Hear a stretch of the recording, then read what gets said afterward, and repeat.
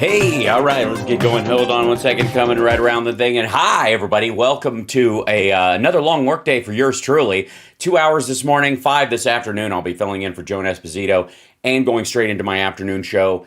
Regular viewers shall not be denied. And I'm coming right out of the gate with a lot of energy so that by around 6 my time, I can start to flag. But we got a lot to talk about today. And of course, Philip will be joining us, I believe, in the second hour when he's wide awake.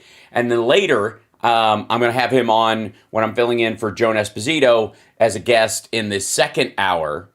And so that I'm on from noon to 3 my time, leading right up to my show. He'll be on in the 1 o'clock hour so that we can introduce him to yet another crowd. See? I'll try to get him on other shows, even if I have to take over those shows to do it. It's what I try to, it's how I help. It's my version of helping, and it's fine. It's and by the way, it's Hump Day, so welcome. And right out of the gate, should we just go to some hilariously good news? This is Tesla stock this morning. Hold on, let me shrink this down a tad so you can really enjoy it. There you go. It goes off the screen. I've run out of screen. That's, by the way, year to date. It used to be doing very well. And then it was doing okay, and then it was doing very well. And then it was doing okay. And then it was halfway between okay and very well. And then it just took a giant shit as soon as he took over Twitter and started fucking with the kind of people who buy Teslas. I don't get it. At least literally. Yeah, did you guys see that Andrew Tate bullshit this morning? In case you don't know, Andrew Tate is one of these douchebag, misogynistic, overly macho dickheads. And let's see, it's got to be still in here somewhere, I would think. Oh yeah, it's probably in the How Dare Yous, because he answered that whatever. So she Greta Thunberg responded to. He had an email. So a way to shrink this down. He's like, hey, hello, Greta Thunberg. I have 33 cars. My Bugatti has a W16 8-liter quad turbo. My 2 Ferrari 812 Competizione have 6.5 liters. Who gives a shit? This is just the start. Please provide your email address so I can send a complete list of my car collection and their respective enormous emissions. So he's just being a douchebag. And she responded, yes, please do enlighten me. Email me at smalldickenergy@getalife.com, which is hilarious and a great retort. The interesting thing to me, this really points something out, is that none of those cars more than likely are Teslas. And Elon Musk has since he's taken over Twitter, basically spent his entire time cozying up to douchebags like Andrew Tate, when that is not his audience and that is not who buys Teslas. And this dude is supposed to be a fucking genius. Get out of here. He's a second generation rich kid, and we have to find out the hard way sometimes. The rest of us work for a living. Oh my God, Shadow Woman, thank you so much for the gifted subs. That's so lovely. Pushing yourself into the #1 spot yet again. Gifting subs to people. Thank you so much on Twitch. That's fantastic. And reminding me in the process to reset and tell everybody that they can support the show in a myriad of ways. If you're on Facebook, you can use bits. If you're on YouTube, you can super chat or become a member. On Twitch, you can subscribe. If you have Amazon Prime, it doesn't cost you a dime. Hey yo! And I suppose you can rumble me, but don't. Just don't. I don't even want to compete in that arena. I'd rather just, chalk up the views and annoy people. And then of course, where else? Oh, on Twitter, your only option is Venmo, I think. So I would appreciate it if you watch on Twitter. I think it's weird, but okay.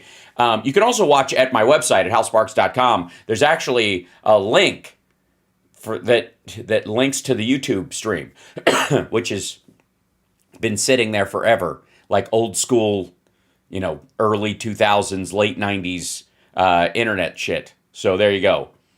Tomorrow you prime. Thank you, Joey John. I appreciate it. And it is a great shirt. It's true.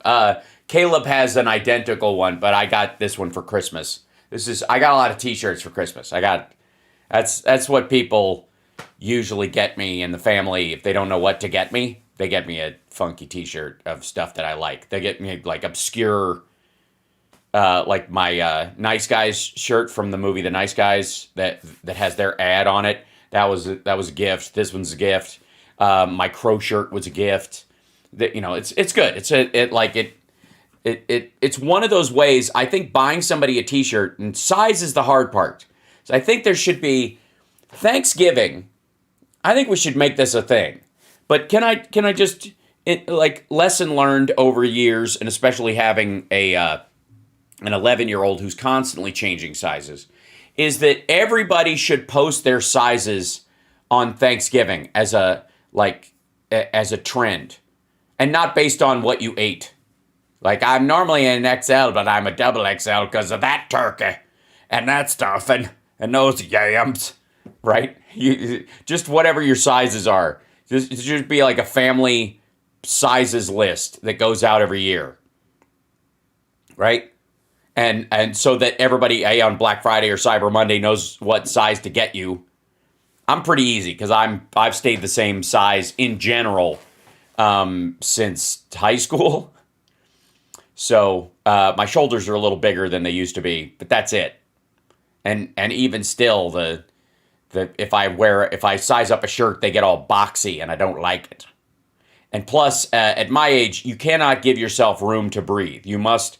The point of wearing relatively tight clothing is to constantly remind yourself of of where you are. Because if you start you'll start Steven Seagaling after a while. You can just drape something bigger and bigger. Like, I'm not doing too bad. I'm not doing too bad. I'm not doing too bad. That's how Steven Seagal happened.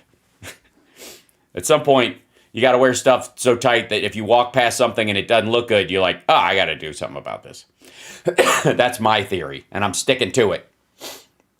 So, but I think a size posting as a family tradition, even if whether it's in public or in private, is a good idea so people know what to buy you. And what size, that kind of thing. When your belly peeks out of your shirt. Unless you're in China, where they call that the Beijing bikini. The men walk around with their shirts pulled up over their bellies because the air should hit your belly. It's science. And, or just straight up, Appalachian redneck with your beer belly shoving your belly button out for everyone to see in a really uncomfortable way. Yikes! Still wearing my hair like a girl. Yes, I am. That is, or like Jesus. A girl like Jesus. Long hair it's pretty adaptable, actually. Like Braveheart, like The Crow, like Danzig in a dryer, I suppose. If I haven't beaten you to the punch already, it looks like pregnant men. It does.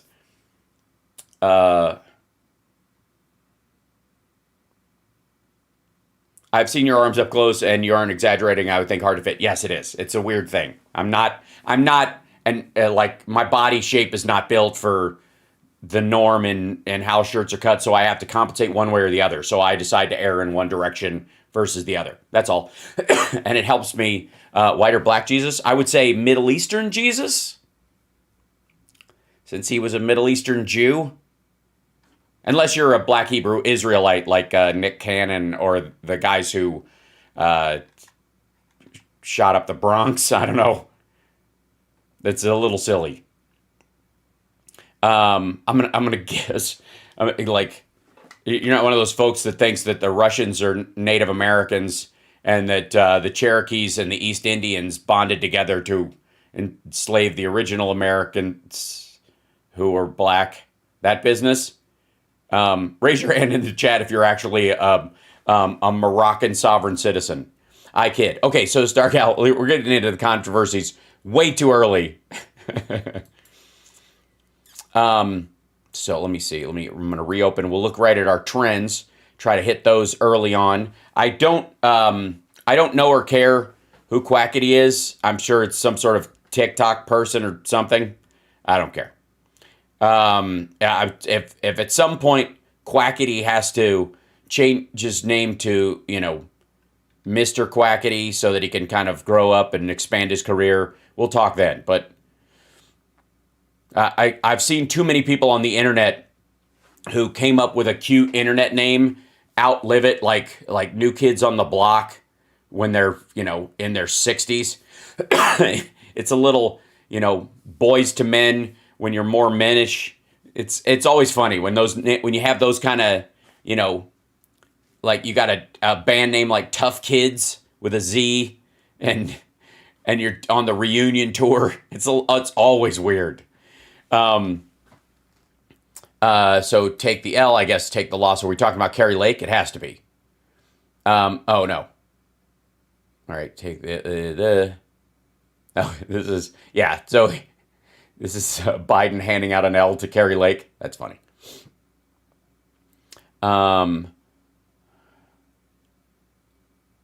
Cardboard immediately ejected. 30 minutes of this. Take the what? Oh, because they're trying to get out using cardboard. I see. Using it to back up on and yeah, all right. Let's see. Realize the app is connected to the internet. Just take the L. I'm not a family platform. I don't know where you got that. Okay, whatever. Rip Bozo, just take the L and leave. Okay, yeah, there's so much of this. Once one of these things pops up, it became, that's funny. Andrew Tate, Greta Thunberg. Take the L Street Brownie New Year's Eve Polar Plunge 2023. I'm for it. Health Fund for Nature, the swim is dedicated to past and present deceased brownies. Spectators are welcome and creative costumes are encouraged. I've yet to do a polar plunge thing, and I'm for it. At some point, that's going to happen. I just never been, like when I was in high school in Chicago, that was not a thing, or wasn't, that I was aware of. Anyways, or it was for grown-ups way on, on the south side or something like that, and then, or down at the yacht club or whatever that is, the sailing club, which, obviously not the demographic.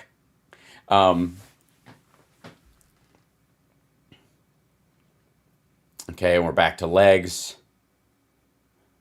And I don't know. Who cares? Lots of sports stuff.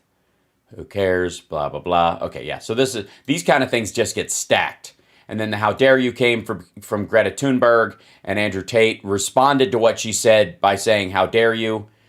This lady was accused of being a groomer and a pedophile by Moms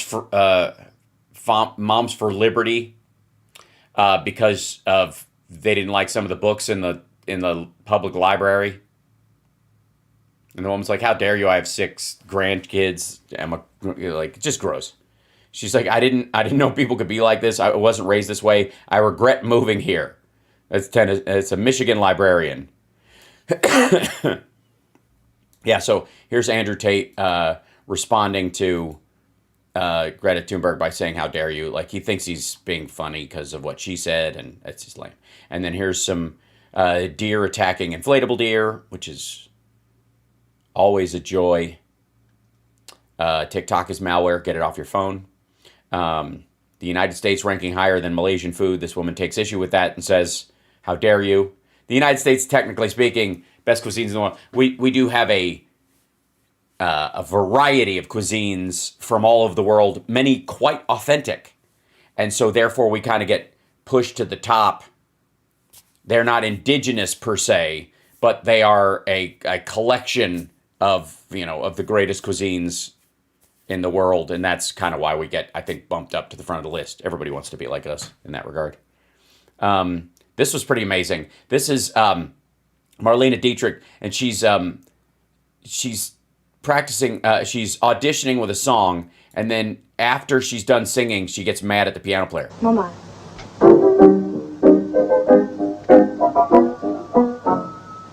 You're the cream in my coffee, you're the salt in my stew. You will always be my necessity, I'm lost without you. You're the cream in my coffee, you're the salt in my stew. You will always Yeah, by the way, she's right. That piano player sucks. be my necessity, I'm lost without you. You the cream in my coffee. Mensch, was fällt dir eigentlich ein? Soll es Klavierspielen sein? So dem Dreck soll ich singen?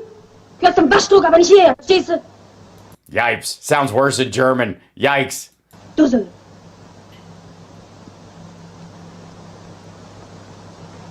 Jesus Christ. One tough chick. Fucking hell. And then just chucks the fucking cigarette back in her mouth. That is some hard shit. That, like, wow. And, you know, those tough times make tough people. Easy there, underpants. Yeah, this is the response. How dare you? And blah, blah, blah, blah. His dick fell off because a woman wrote words on the internet. That meme goes around a bunch.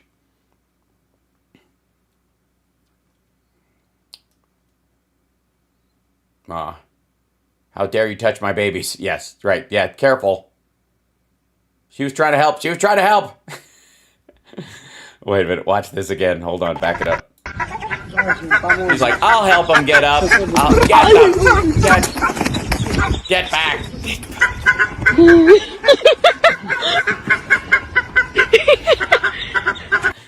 These Pixar movies are getting out of hand. The quality is terrible. I mean, it's so realistic. It's not even a cartoon anymore. I don't even know, like, I don't even have a reason to go see Avatar: Way of the Water. I really don't. Okay, whatever. There's all sorts of random stuff. This is, I think this is reference to a caste system issue in India, that people who are not supposed to be allowed in the house were invited, and this woman starts hitting them with a shoe. You're hitting guys with a slipper, because that's what you do. I'll never understand that, and I'm glad. Yeah, I don't, the idea that people are born less than me is fucking ridiculous.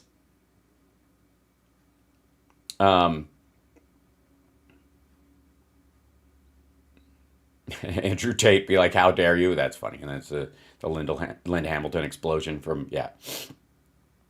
Okay. And then that's people drawing his face, which is pretty, I mean, that's pretty solid. You could pick that dude out of a lineup. If a witness gave that as a description, be like, oh yeah, that's Andrew Tate. There you go. It's pretty rock solid. Okay. Maggie Smith is trending. Oscar-winning portrayal of Jean Brody in the prime of Miss Jean Brody. It's happy. They're wishing her a happy 88th birthday. She is spectacular and severe and yet approachable across the board. Better way to celebrate Maggie Smith's 80th birthday than watching her and Kenneth Williams recite John Benjamin's death in Learnington to the man himself. Just amazing. I will leave that to you for fear that I will get a copyright strike from playing something. I'm already worried about that. The clip from Marlene Dietrich. It's interesting to me that when you look at people with storied careers who've been around quite a long time, like I wish at acting schools, both in high school and college and in private ones, they would show you old actors who have been around for fucking ever when they're young and beautiful and they're just starting out, because there's a lot of people who believe that that's the window for your career. And so they kind of panic that if they don't make it when they're young and pretty, there is no chance. And there so is. Now, you want to get in there and start building a body of work early, but you guys know I've wanted to be the old man in the movie my entire life. So that's my long goal, is to be Hume Cronin or Burgess Meredith. So I can afford to pace myself, and I've been very comfortable in this. And one of the reasons why I'm so relaxed at auditions is because I feel if it's right, it's right. And if it's not, it won't work with my energy anyways. And I'm looking at a career, not a job, and I've always felt that. And that's kind of how people who used to, like the Universal or any of the big, movie studios used to make people just do movies. They never really auditioned. They would just screen test to see if they were right. And if they didn't, get it, they would just do the next thing. Especially around things like, like the BBC and the British, film industry. It was so based on, their theater community that they would, people could just kind of not, it wouldn't guarantee you work, but if you were solid, you'd keep working. And people need to know, I think young actors especially, need to know that if you keep at it, you will continue to make magnificent and valuable art your whole life. So, you don't have to tap the brakes. You can be as driven as you want to be, but don't drive yourself emotionally crazy or think that it's an industry of rejection any more than sales is. Jesus Christ. So anyways, happy birthday, Maggie Smith. Many more. On Mark Meadows is obviously in the news because he was burning documents in the White House fireplace. It's in hundreds of pages, Wolf, and we now actually have all of the transcripts from Cassidy Hutchinson's 4 appearances behind closed door with the committee. And from those transcripts, we're learning more details, particularly how she told the committee that she actually saw Chief of Staff. Particularly. It's okay. It's a difficult word sometimes. Mark Meadows burning documents in his office fireplace around a dozen times, which she says amounted to about once or twice a week between December 2020 and January 2021. And she says at least twice she saw Meadows burning documents after he had meetings with Republican Congressman Scott Perry, who in fact who was present at the time. Was subpoenaed by the committee but never actually complied. So in addition to those details, Hutchinson also telling the committee how she says discussions about QAnon conspiracies really permeated the White House after. Yeah, because they were grasping at the weakest leftover straws they could find. The 2020 election. She said in particular, Mark Meadows brought up the conspiracy theory. That's right, Leather Goddess Phobos. Sales is an industry of rejection. Exactly.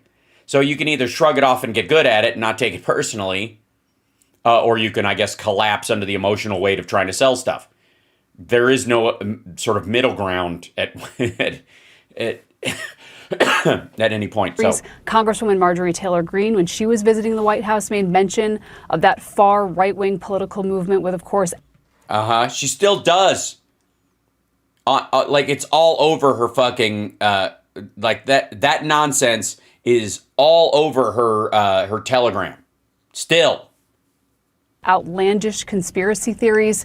And then Cassidy Hutchinson said that she had this exchange with White House trade advisor Peter Navarro. She said, and at one point I had sarcastically said, "Oh, is this from your QAnon friends, Peter?"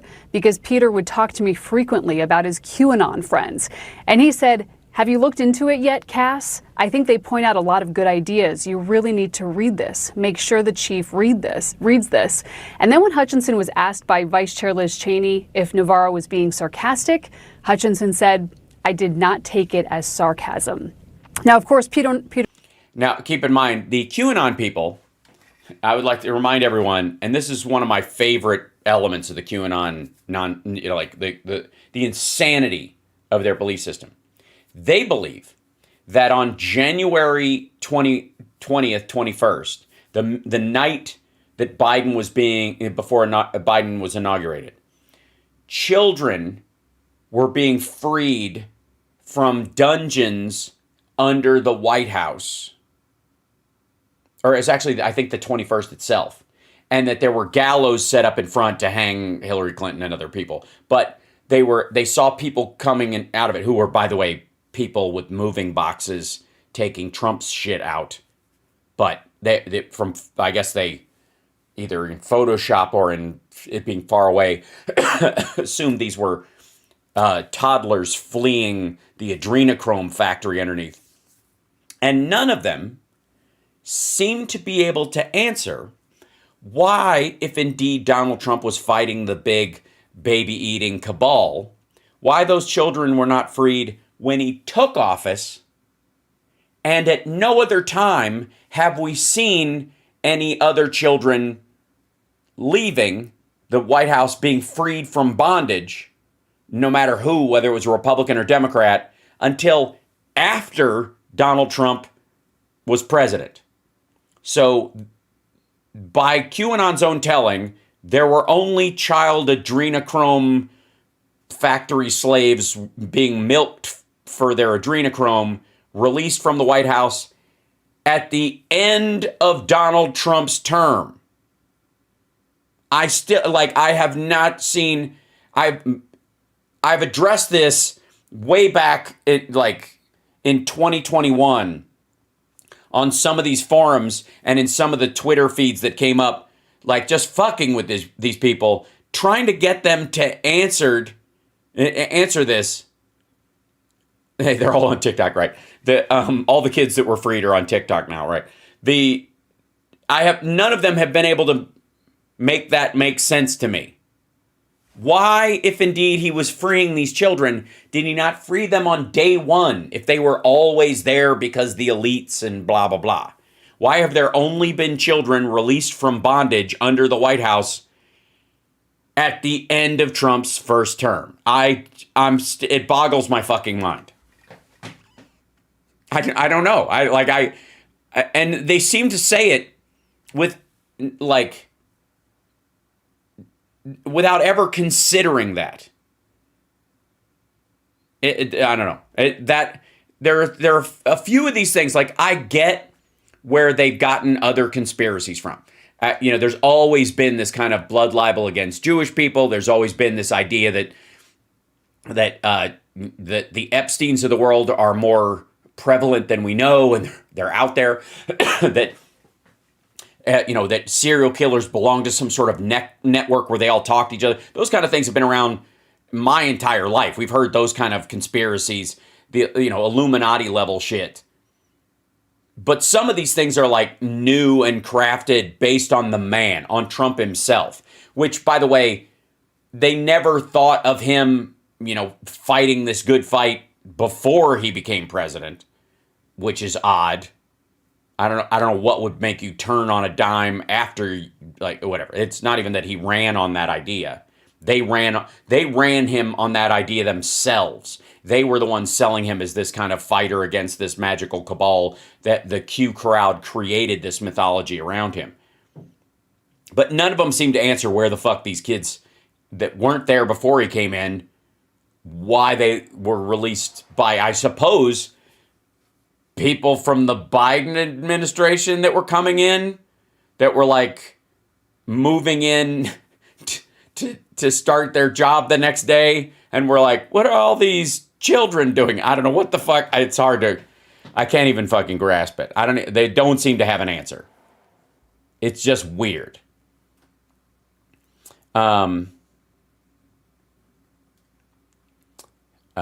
So this this is making the rounds. Here you go. From the Esper transcript, he was fired by Mark Meadows and told it was because he wasn't loyal enough to POTUS, and I responded, my oath was to the Constitution, not to the president.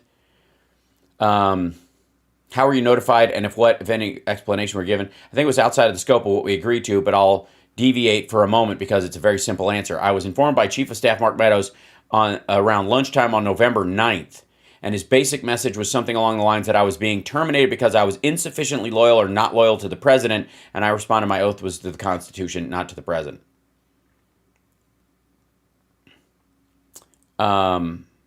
Cassidy Hutchins saying that Mark Meadows took documents home.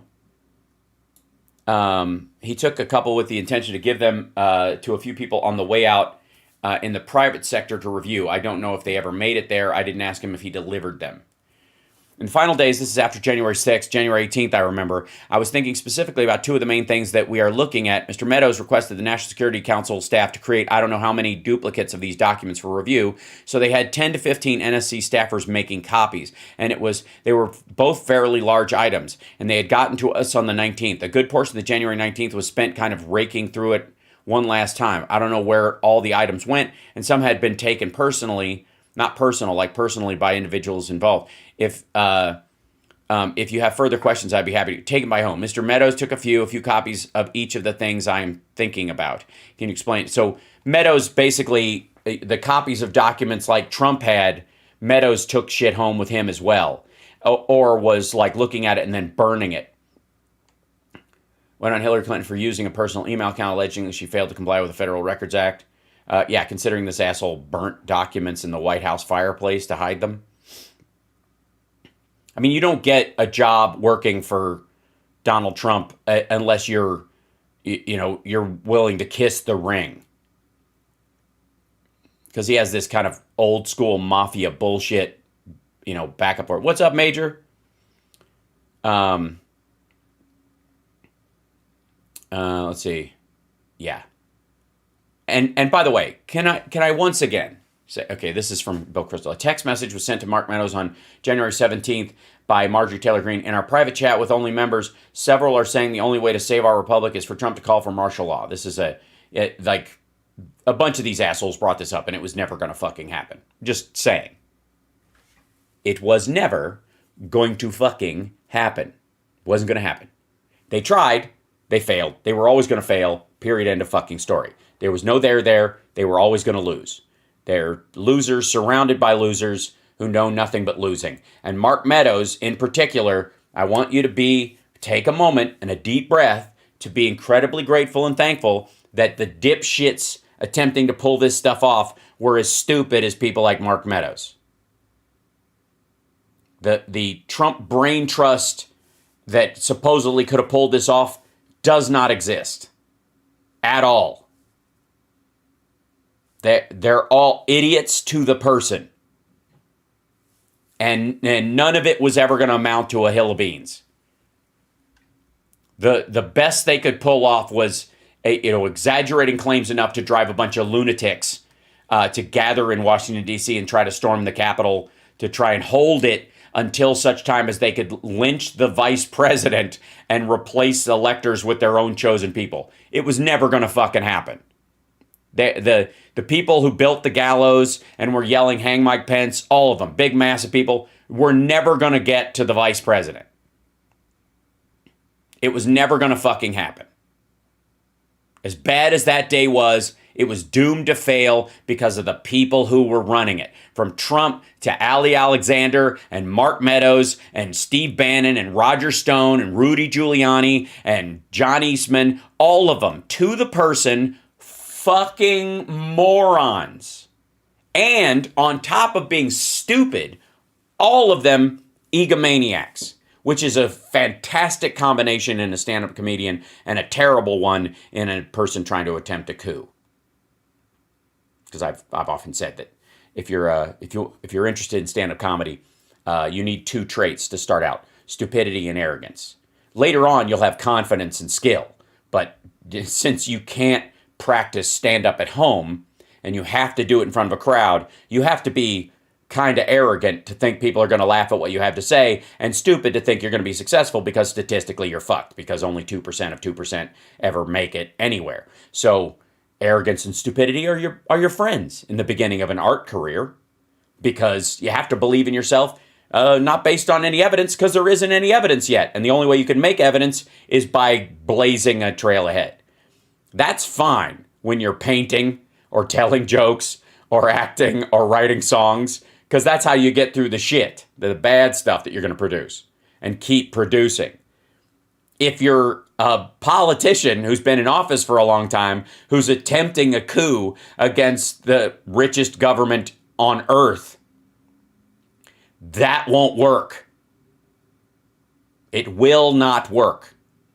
You are doomed to fail.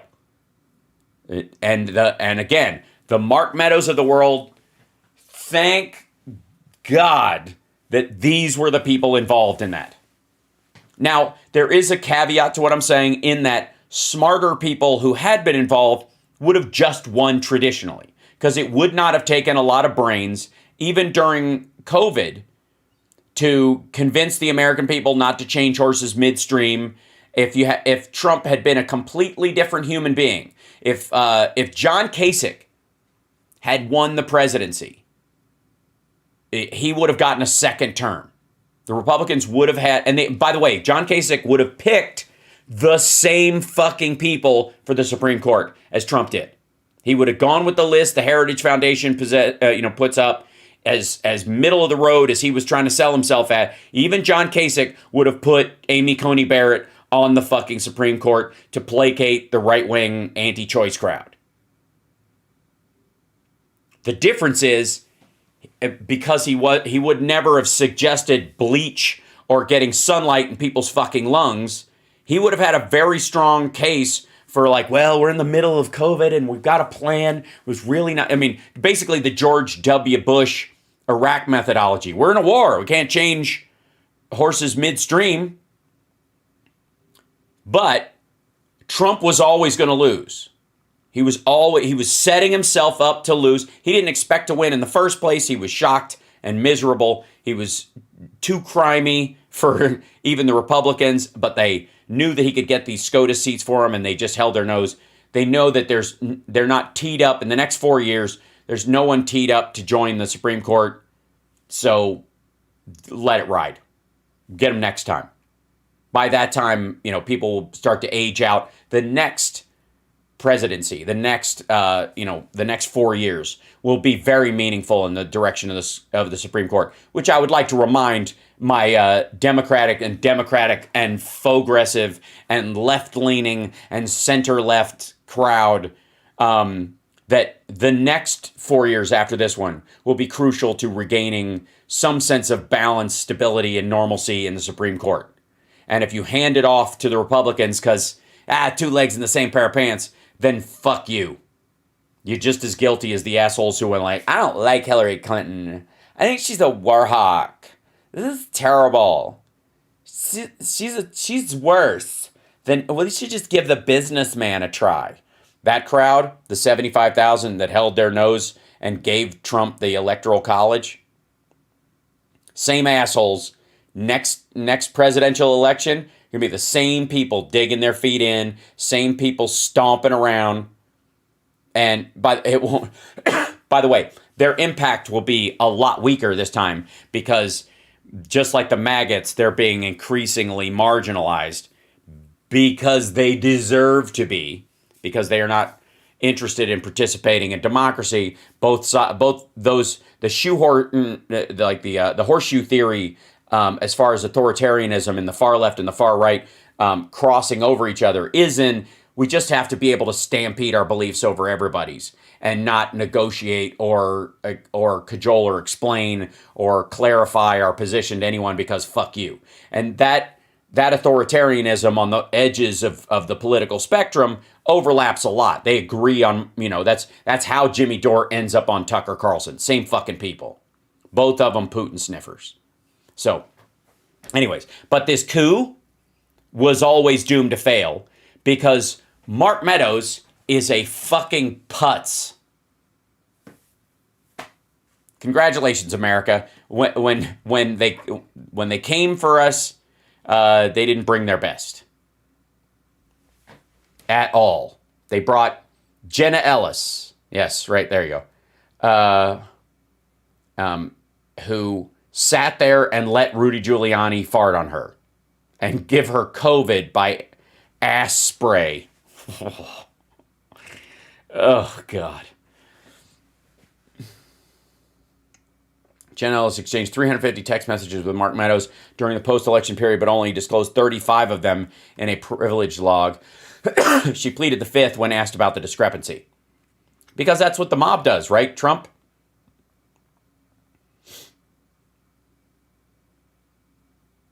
Mm-hmm. Let's see. Okay. Essentially, Exhibit 1, Mark Meadows for witness tampering. Okay, here we go. So Ben called me the night before the second interview, and it wasn't a long conversation. This part especially wasn't long. He had let in. We were just sort of talking about random things, like a kind of suspicion for why he was calling me, and there was a moment where I almost didn't answer, and then curiosity got the best of me. I answered, and he started talking like random things, like on Twitter and whatever the Biden administration was doing at the time, and he was like, "Hey, by the way, Mark said you have your deposition tomorrow. Mark told me you have your deposition tomorrow. Like, how do you feel about it?" He was like, "Who's your lawyer?" And I was like, "Oh, Stefan is my lawyer." He was like, "Oh, Stefan? He's a great guy. I know him." And I'm like, "Do you know him, Ben? I don't know if you know him." And he was like, "Yeah, he's really nice. Like, we met once. Seems like a good guy." Like, I'm not too nervous for tomorrow. And he was like, all right, good. And he said, yeah, there's nothing to be nervous about. Like mine was pretty easy. He said, just say, he was like, I just said, I don't recall a lot.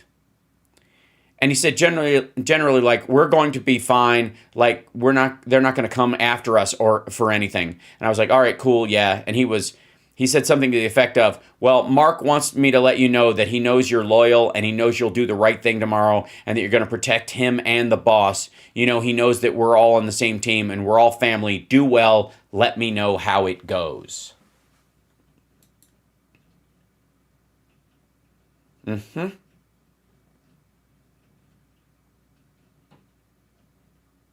Yeah, and there's President told Watson that he had won Georgia by a lot and told her, and you have the most important job in the country right now, and suggested when the right answer comes out, you'll be praised. 4 days later, Meadows texted Deputy Secretary of State Fuchs, in which he asked, is there a way to speed up Fulton County signature verification in order to have the results before Jan 6 if the Trump campaign assists financially? Fuchs wrote in response that she will answer ASAP. Meadows also played a central role in the lead-up to the president's January 2nd, 2021 call with Georgia Secretary of State Brad Raffensperger. In fact, it was Meadows who originally sent text messages to Raffensperger and requested to speak. On November 19th, he texted, Mr. Secretary, Mark Meadows here.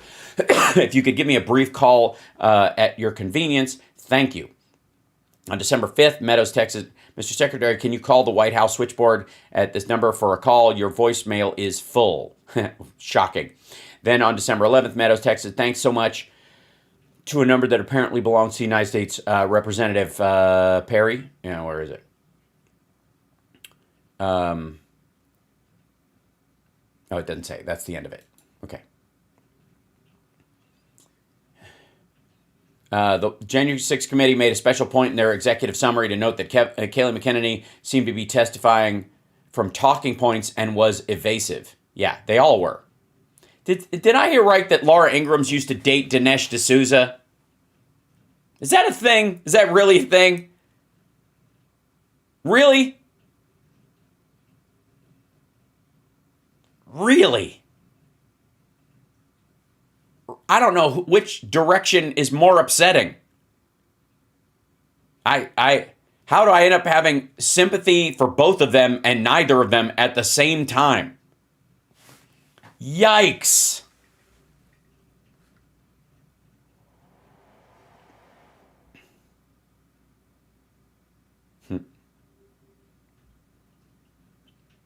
It doesn't surprise me Mark Meadows was consistently one of the biggest enablers of Trump. Right. Well, of course he was. That's why he was hired.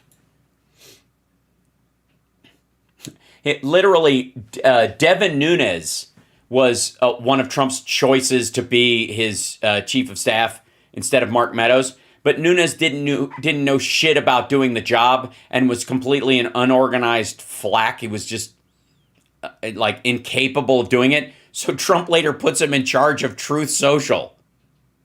No wonder it's tanking. And again, oh, fuck. The complete idiots all around him. And it's a beautiful thing. Owned.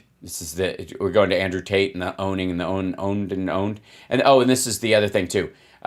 Richard Painter says this, and this is the Bankman-Fried crime family, whatever the fuck, his girlfriend and he was loaning his money parents. Calm down. U.S. regulators owned U.S. regulators through campaign cash and Washington's infamous revolving door. Either fix this or we lose the stability of both our democracy and our financial system. Okay, no. Look, crypto was always a bullshit scam, but it was making money for a lot of people early because of the whole greater fool theory.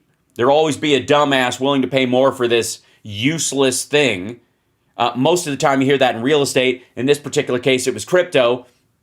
And as these crypto companies start growing and people are like, maybe there's a there. Maybe there's a purpose for this shit. Yeah, money laundering and human trafficking and drugs and guns. That's it. That's what crypto is for. It was, the greatest quote I've heard about crypto is it was a solution in search of a problem. And in a lot of these tech things, this is just another tech bubble. I don't want to, diminish people's being upset about their the gold is real money crowd telling me that crypto is now real because it's made in a computer. What the fuck? And there's only going to be so much of it. No one can ever change that. Get the fuck out of here. It was just looking to be hacked and destroyed. Just so stupid. It was a bubble like any other stupid bubble. People chasing a new technology, and it was a dead end. That's what it was. In the greater scheme of the technological advancements of the human species, there's been lots of these things.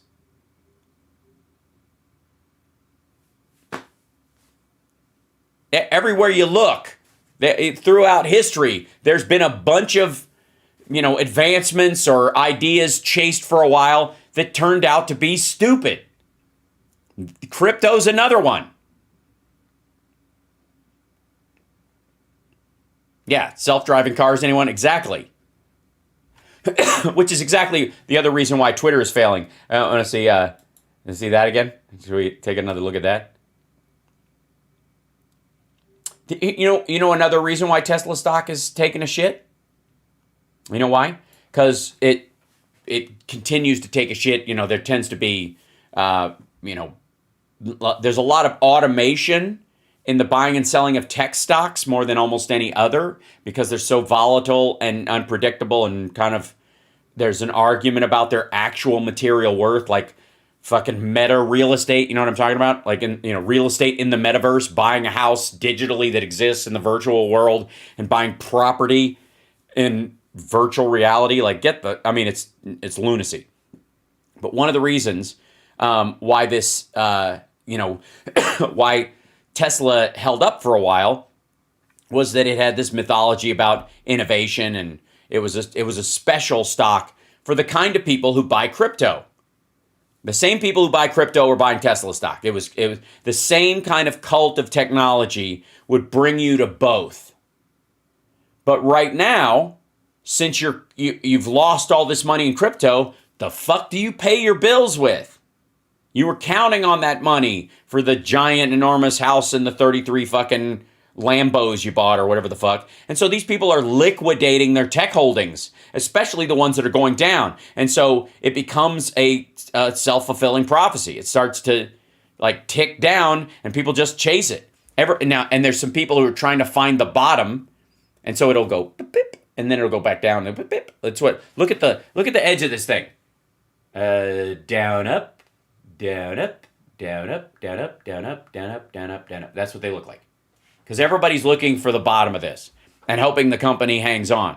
Again, the problem they have is, why the fuck would Tesla be more profitable, say, than Ford, GM, Chrysler, any of the big, or if for fuck's sake, for Toyota or Kia for that matter? There isn't a reason.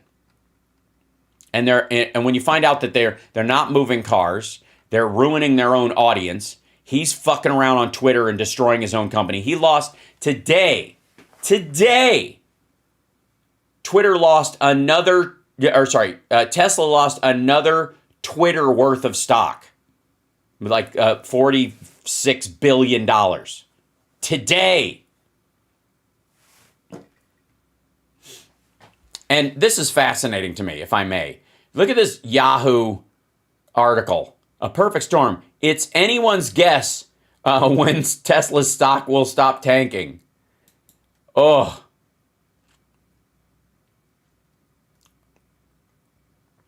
At this point, it may be easier to change a tire on a Model S in under 10 minutes than to try to call a bottom in Tesla's battered stock. Shares of the EV maker tanked 11.4% on Tuesday's session on reports the company would run at reduced capacity at its key Shanghai plant through January.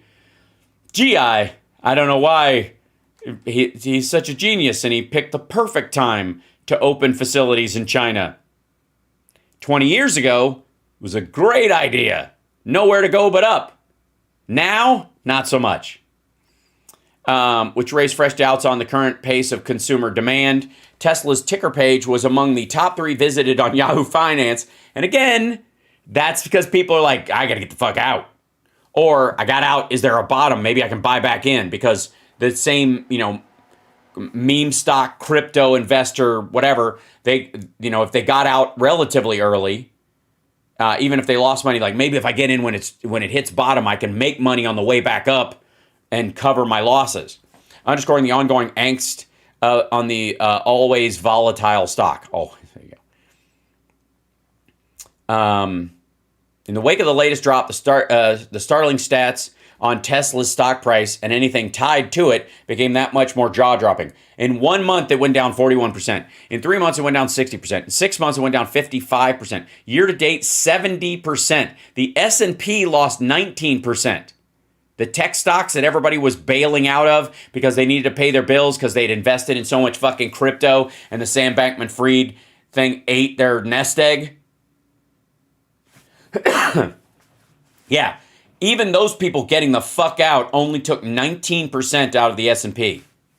70 fucking percent. Market cap loss year to date, $241 billion. Elon Musk's net worth loss year to date, $141 billion. Wasn't he like the richest man because he'd hit 240, 220, something like that? Because it barely put him above dedicated public servant Vladimir Putin and supplier of Tesla aluminum. Analysts contend the bottom is not yet in sight for the stock despite the bruising sell-off into 2023. And by the way, he sold a shit ton of stock just a little bit ago. He got out. He did. So he's and he did it at a time when it was obvious that he was aware of the problems that were coming and did not tell investors. The investor lawsuits into Tesla have major fucking legs. Because, he's like, I was just selling stuff. I need operating cash or whatever. Like, no. He got out and then announced that they're lowering their capacity, at their output at the Shanghai facility, lowering their potential sales for the year, all that stuff. That's basically him insider trading in his own fucking company. Laura's Wikipedia personal life. Ingram has dated George Conway and Dinesh D'Souza, fellow conservatives. Ugh, barf. Yeah, just a genius.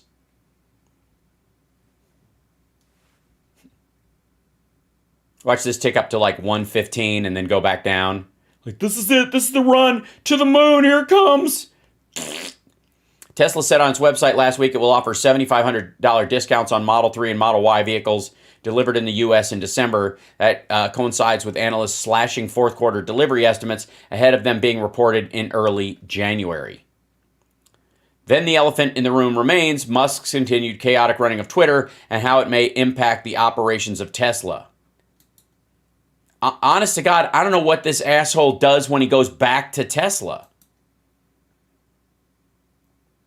And I gotta say, this, like, I love that Sam Bankman-Fried, like, is, when he gets arrested and he's going to court, he's wearing a fucking suit. But when he's meeting with, like, politicians and former presidents and all that kind of shit and lobbying people, he's in fucking, like, flip-flops and a t-shirt because it's, I'm just a genius, man. This is how this shit works, Did Einstein, comb his hair? No. Like, that's what the sales point is. He looks a little crazy, but this is the Wild West of it. Yeah, that should be a warning.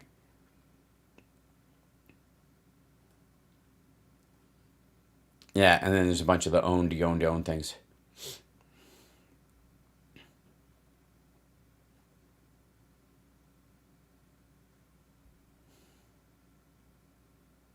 There we go. All right, so back to our things. The Mega Millions is trending. Is it bumped back up again? Someone could win more than $500,000 in the Mega Million lottery, but the jackpot won't even rank in the top 10 as prizes have grown bigger in recent years. Yeah. Huge Mega Millions jackpot comes less than 2 months after the largest prize ever. Well, that'll happen, though. People trend in that direction because they saw the big win and somebody did actually win it. Yeah. Normalize atheism in 2023 and beyond. We are all born atheists. If you don't believe in extraordinary, unproven, supernatural claims, say so. By the way, faith and the proven are not on there. They may be parallel tracks in philosophy, but they do not cross. Say so. Teach your children that it's a good thing to scrutinize ideas and require evidence. Agreed. Acknowledge that it's okay, even admirable, to be ethical and kind without a belief in magic. Is it also ethical and kind to believe in magic?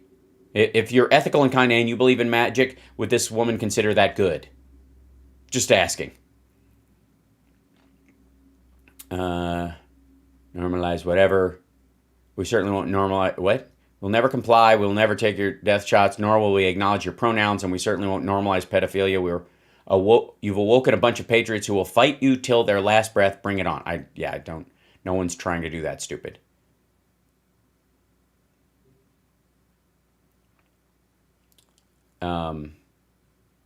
Just to clarify, as a proud Biden voter and lifelong Democrat, pedophilia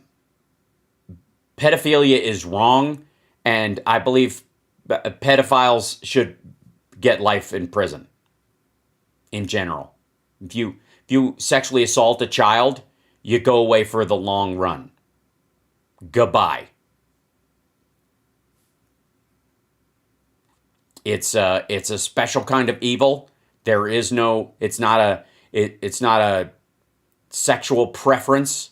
It's evil and gross. Fuck you. Goodbye.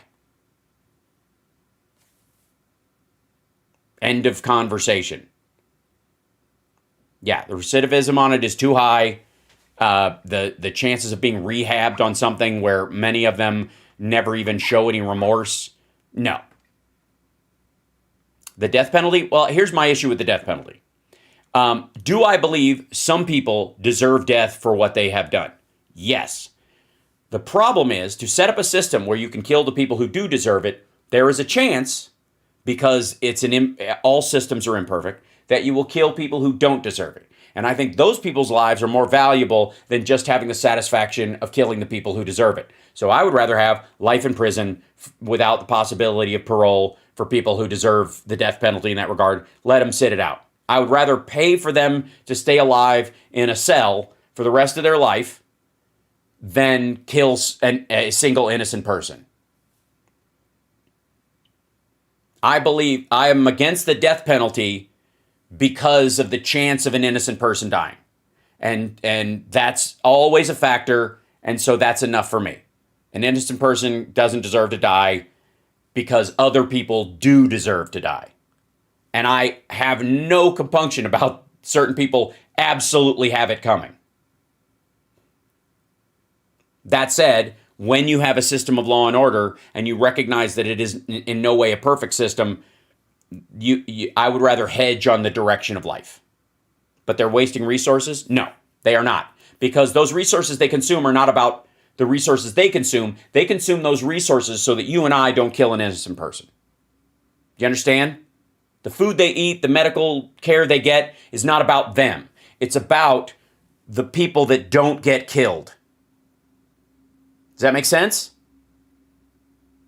We put up with that so we don't kill an innocent person. Right, it's called civilization. That's why.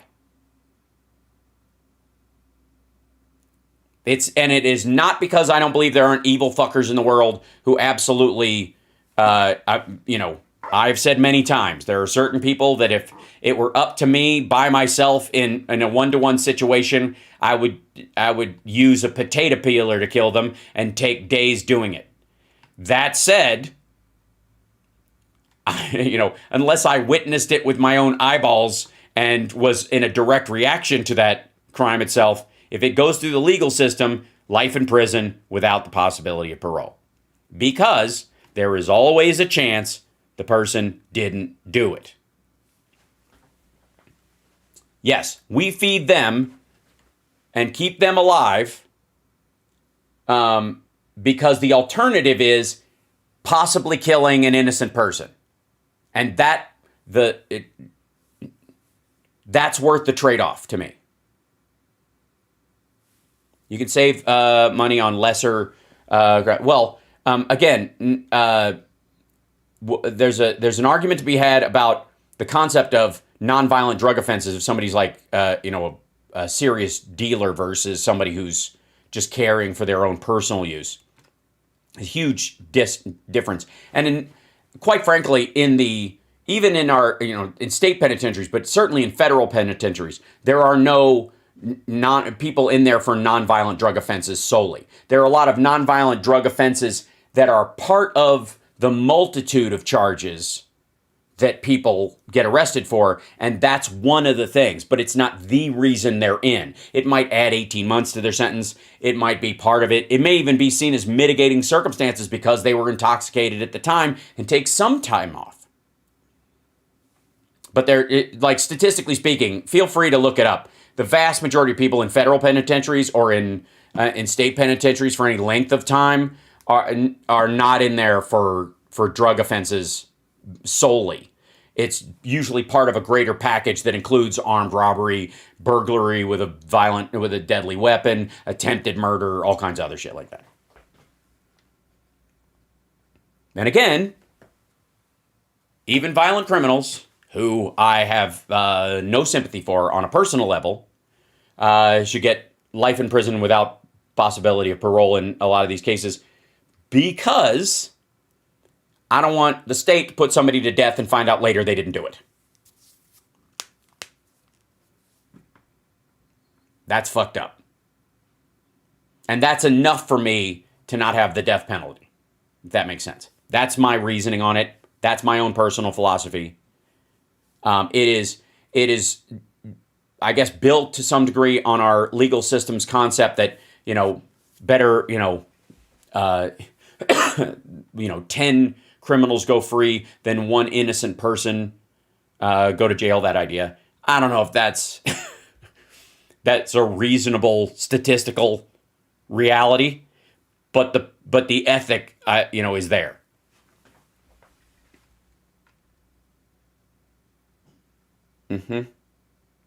Philip's not up yet. He might not be joining us until this afternoon because he might be sleeping in or doing other stuff. So I've got my video up in case he drops in. But if he doesn't, then we'll see him this afternoon during the 1 o'clock Pacific hour as I'm filling in for Joan Esposito. It has happened more than you know. Right, which is why I'm against it. That's specifically why. There's too much of a chance. Denzel Washington is trending. We'll get into this. He's 68 today. I have to say, I like a good portion of Denzel Washington's work. He's a quality actor. I own several of his works, including both Equalizer films and Pelican Brief and a few others. Philadelphia. I will say that conversation he allegedly had with Will Smith about 6 Degrees of Separation has always bugged me. He's amazing in Training Day, like rock solid.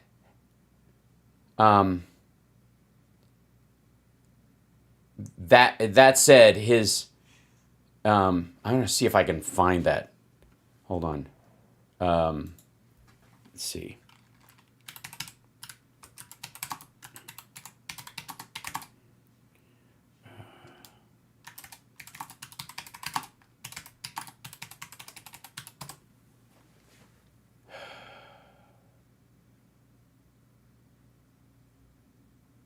Yeah.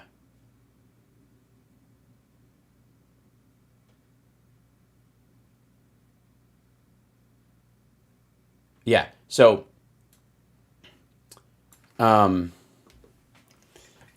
Smith refused to kiss Anthony Michael Hall. just before their kissing scene. So a camera trick was used showing only the backs of their heads. In an interview, Smith stated that Denzel Washington advised him not to kiss a man on screen because it would harm his career.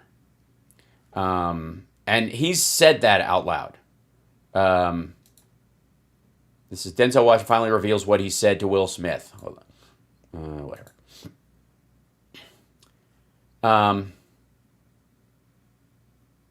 Explain, well, there's a saying, when the devil ignores you, then you know you're doing something wrong, or whatever. The devil goes, oh, no, leave him alone. He's my favorite. Don't bother him. Oh, this is the whole thing about the Will Smith, like, talking to him about the slap. Yeah.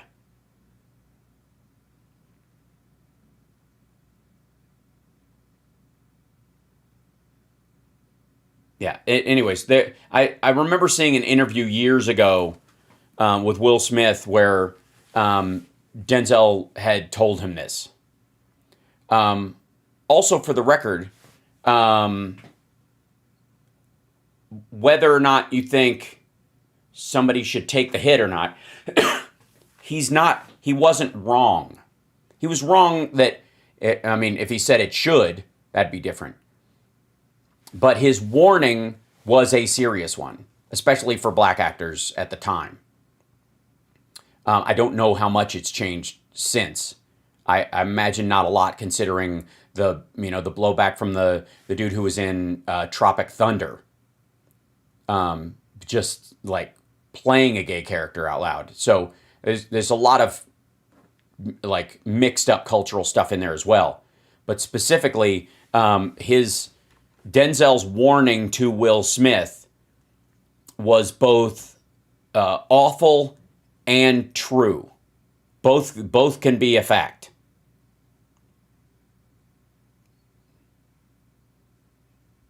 He also has gone on a very kind of interesting Christic arc.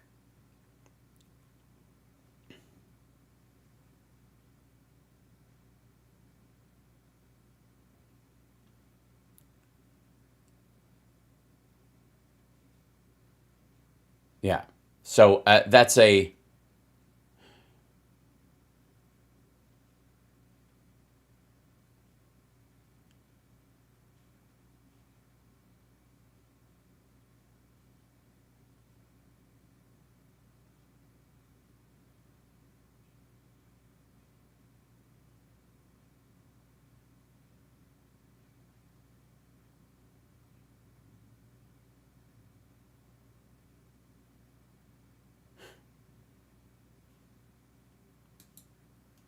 Yeah. So that's, yeah. And then I think Pete Buttigieg is running because, is trending because Nina Turner blamed him for the shit that was going on with Southwest Airlines.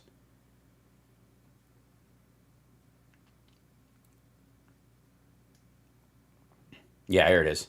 This is semi-regular TYT host and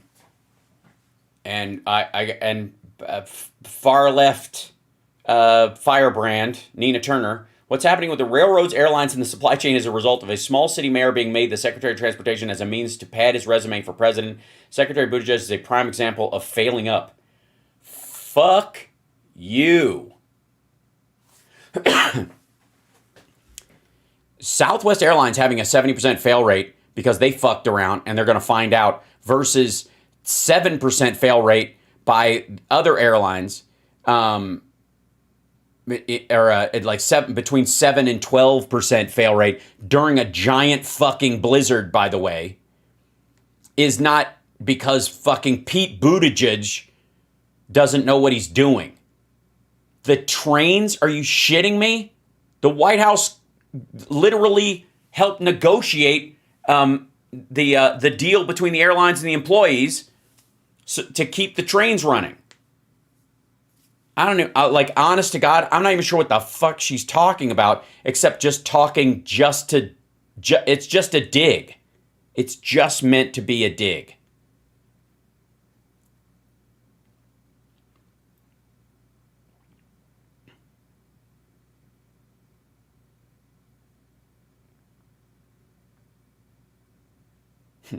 There you go. House Judiciary. Where's Secretary Pete? Southwest Airlines. Good morning. At the moment, I'm on Capitol Hill, not far from your offices. We'll keep getting results for passengers using our authorities and resources as an agency. If you're calling for policies that would deepen those resources, please be specific. I'd welcome the dialogue.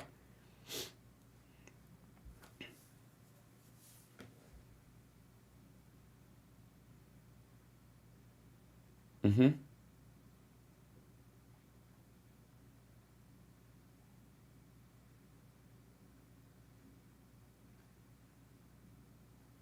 Yeah. So he's charting because the GOP specifically and Nina Turner decided to come for Pete Buttigieg. Fuck off. Hashtag Santos lied. When has that not been true? This is kind of amazing because it keeps getting bigger.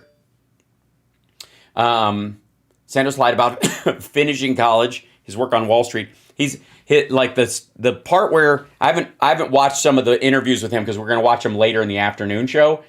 But apparently there's one where he's like, yeah, I work for Goldman Sachs. In a way, we all kind of work for Goldman Sachs. I'm like, what the fuck are you talking about? Oh, it's so good. And by the way, hi, chat room. I have to reset. You're watching House Sparks Mornings, Mega Worldwide. I think Philip's going to join us in the afternoon. Apologize, but I think that's the way it's going to work. And I'm going to let him sleep in so he can be up late in the middle of the night and join us in the afternoon. So there you go. Yeah, that story about him being to Russia several times. Again, he's lied so many times, it's hard to even tell if that's true. Yeah, my mom made it home. She's good. Thank you for asking.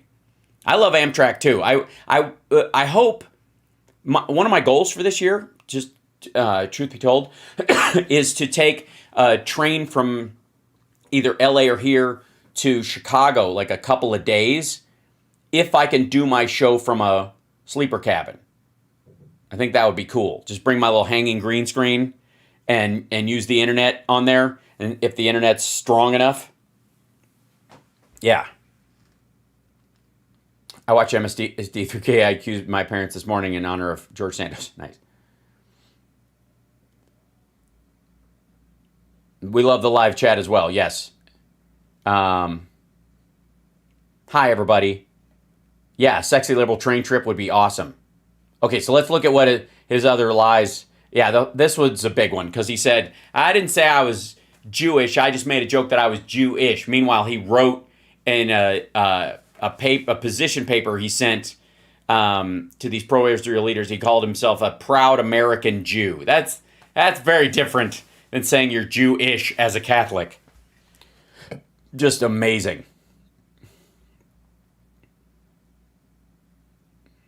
Oh, and by the way, for the record, like everybody else, I didn't pay much attention to these races. He's not even on my list of the other Republicans that are going to either step down or be indicted or whatever that will give control back to the Democrats. This is just one of them.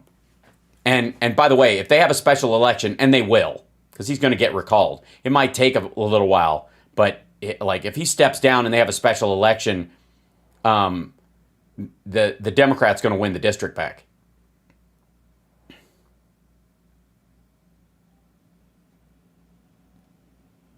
just pictures of him using air quotes for his entire life.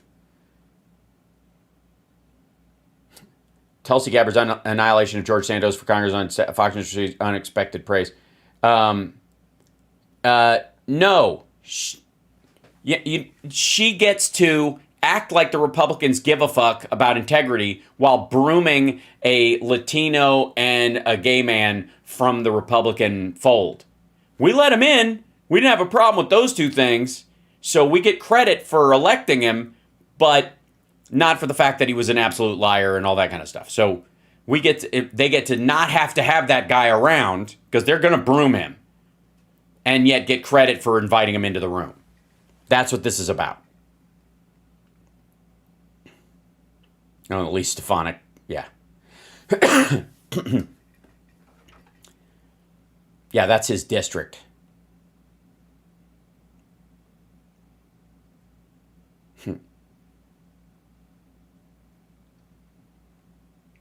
Lie hard. Yeek.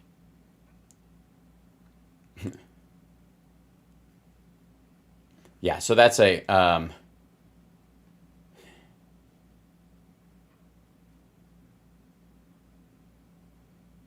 Valuation of Trump's Seven Springs estate, 17 million. Then in 2012, it went up to 291 million, and then in 2013, it went back to 19 million, 20 million, 25 to 50 million in here, which is it's probably closer to this.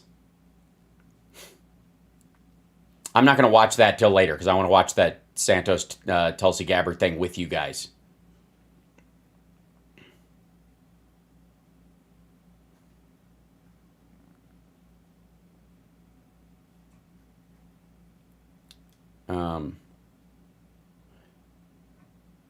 Yeah, and then this is the other one too. That we talked about this yesterday or a day before. I forget now. But the Russian oligarchs, money man funneling money to Santos and his whole Santos. Let's see. So you go Santos, Russia. There's a yeah, that's the funding by Russia.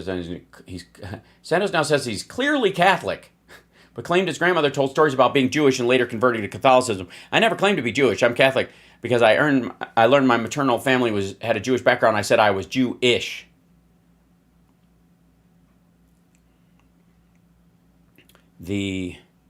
Where is it?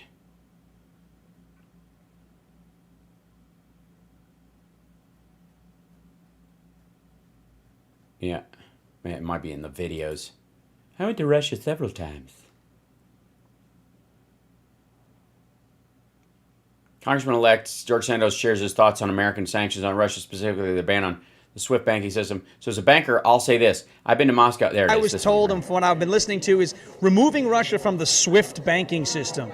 Do you have any insight onto what that means and how that could absolutely cripple Russia? Because what I've heard is that's the biggest set of sanctions that we could do. It isn't, by the way. Remove them from this global banking system and cut them off from all these funds. Because, let's face it, I mean, cutting off oil, having 11 million or 11 billion, whatever the number is, barrels of oil out of the supply per 5 million, not 11 billion. Day. Yeah, no, there's 11 billion. There aren't 11 billion barrels of oil a day coming out of Russia. Fuck me. It's going to drastically raise prices. It's going to kill us. Yes, if you remove 11 billion barrels of oil from the market, it would probably, I'm going to guess, yeah, it would raise prices a little bit, considering it would be, 8 times the world supply per year? At the pump. I mean, but do we get killed at the pump, or do we let Ukrainians die, right? And let Russia take over Europe? I mean, because that's what they're after. So when it comes to these sanctions, when it comes to, and you think about what we've allowed them to enrich themselves with Nord Stream 2 for the last year. Germany, late to the party, as I said. What is this idea of the SWIFT banking system? Nord Stream 2 wasn't open. It never opened. One had been opened, hence the name Nord Stream 2. One is now closed as well. And how could that be a new way to impose sanctions on Russia that gets this resolved quickly? So as a banker, I'll say this. Without the SWIFT banking system, you're cut at the knees and you can't move money. So essentially cutting them off of the SWIFT banking system is probably one of the most aggressive sanctions I've seen on any nation. Not even Iran has suffered such sanctions. Why? Because they're not involved in the SWIFT banking system already? Once you're cut off SWIFT, any money your government or your high-class elites have outside of Russia will not go back. Wow. Any money you try to transact between Russia and any other, there's only one banking system, it's SWIFT. And if it's not SWIFT, it's IP. So there isn't just one system. Is a very sophisticated level of money transfers that occur from By the way, one of the reasons why crypto took a giant shit was because it saw more activity as Russia tried to get around these sanctions by using crypto. And one of the reasons why Sam Bankman-Fried and FTX and all this got magically inflated during a time was Russia trying to protect some of its wealth and oligarchs trying to protect some of their wealth. And then once the thread got pulled, they were all fucked at the same time. IP to IP, it's in conglomerates of billions, not millions. It's very complicated financial tools. But cutting them from SWIFT, unlike the SWIFT system, really cuts them off to cash. And now we're cutting off to cash an economy where you show up with $100 $100 and you get 6,000 rubles. And you can do a lot with 6,000. I mean, I've been to Moscow many times during my career. I mean, you stay at the St. Regis on the Red Square, right off the Red Square, next to the Gum Museum, which is the most expensive shopping mall in the world. The Gum Museum. The Gum Museum? Let's go over that. Like, beautiful. Like Bubblicious? No, it's pronounced gum, spelled Oh, differently, okay. but it's I thought it would be nicknamed- like juicy fruit. Juicy. We love juicy fruit. But I'll give you perspective. It's the equivalent of staying at the Waldorf Astoria in New York City Oh, for a week. You wow. can stay at the St. Regis there for probably 3 nights with $100. So Yeah, and there's subtle secondary costs. Kind of like when you're in Vegas, there's an entertainment fee and other stuff. The cost of staying there is, of course, that you're recorded all the time. That would, I think, be. I don't know if that shows up on the receipt, but it's a factor. that's really what the You want to go to Russia? the acquisition power. It's very cold in Russia. Russia. You'd like the climate, Sean. There's Yeah, no humidity. I would. So, Yeah, so that's his whole thing. Is like he goes there and he stays at these hotels right across the street. Yeah, there you go. And then, of course, getting money funneled into his campaign. Yep. Excuse me. Now we'll go back to Greta. We already saw that one. Larry Fink. This is this is in relation to BlackRock. So BlackRock itself, and I don't even this is not the Larry Fink. I think this is just a Larry Fink. That's like, hey, you might want to follow this person, even though it's not who they are. The right somehow thinks that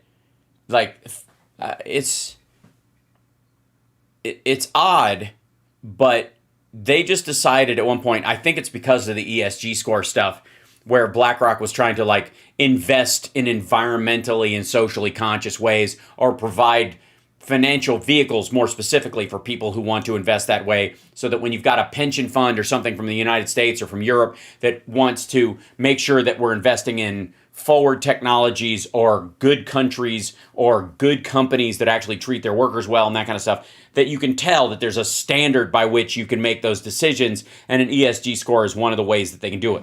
Never mind the fact that those can be manipulated. That's another conversation entirely. But the idea is that in answer to large union shops wanting to invest their pension funds, and the members of those pension funds saying, I don't want to invest in fossil fuels, or I don't want to invest in, in Chinese labor camps and shit like that, or I want to be very careful about where we're investing billions, sometimes trillions of dollars.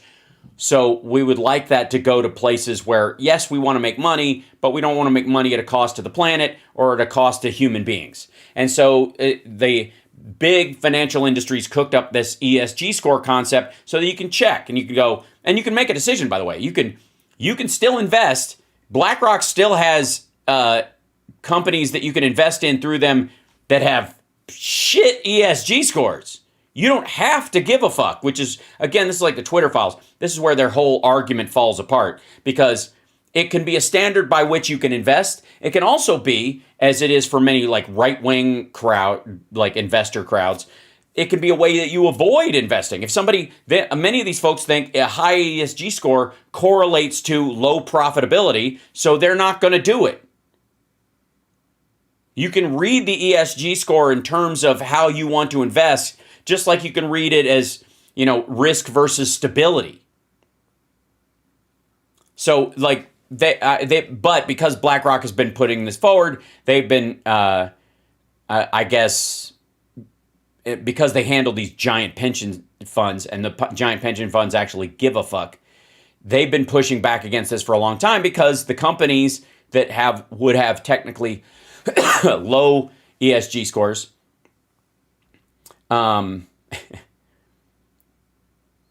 Klaus was born in Hitler's Germany in 1938. His father, Eugene Schwab, a close confidant of Hitler, was the head of Eichwitz, a strategic company of Nazi Germany, and had his own camp where prisoners had to work for free.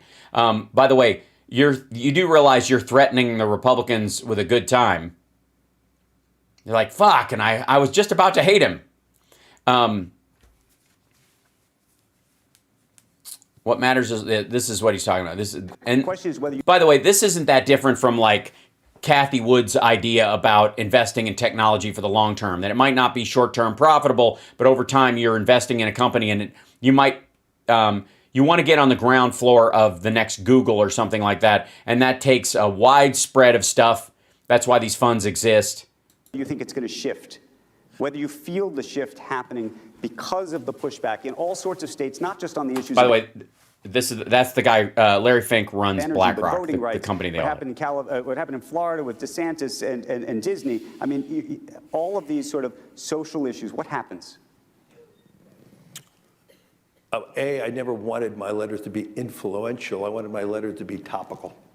So let's start there. And every letter was meant to be talking about long-term issues, because the narrative, the financial narrative every day is about the TikTok of the market, about meme stocks, about crypto, and none of that really matters. What matters is the long-term outcome, since most of our money is retirement.